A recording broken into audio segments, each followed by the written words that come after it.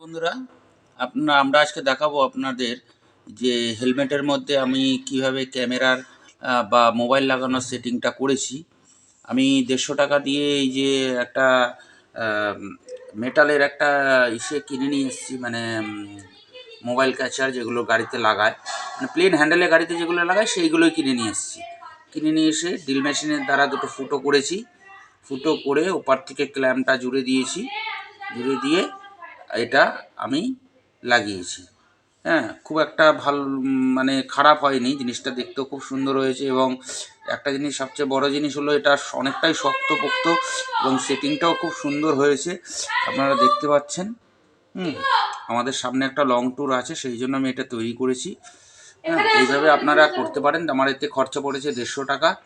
এই 150 টাকার মধ্যেই আমি এটা করেছি। সামান্য আপনি একটা স্ক্রু ড্রাইভার নেবেন, ওই হেলমেটের ওই পজিশন মতন, যেভাবে আমি পজিশন করেছি ওই পজিশন মতন দুটো গরম করে, গ্যাসে গরম করে স্ক্রু ড্রাইভারটা হালকা করে পজিশন মতন দুটো ফুটো করে নেবেন। এবং ওর সঙ্গে যে স্ক্রুপগুলো দেয় অ্যাডিশনাল, সেই স্ক্রুপ দিয়ে আপনারা এটা লাগাতে পারবেন। এবং অনেকটাই আপনারা যেগুলো কিনতে পাওয়া যায় 400-500 টাকার প্লাস্টিকের, এর থেকে অনেকটাই পোক্ত হয়েছে এবং অনেকটাই ভালো হয়েছে। এইভাবে আপনারা লাগাতে পারেন। আমি ভিতরের পজিশনটা আপনাদের একবার দেখাই। ভিতরের পজিশনটা হলো, আমি এইভাবে লাগিয়েছি। ভিতরের পজিশনটা হয়তো অন্ধকারে ভালো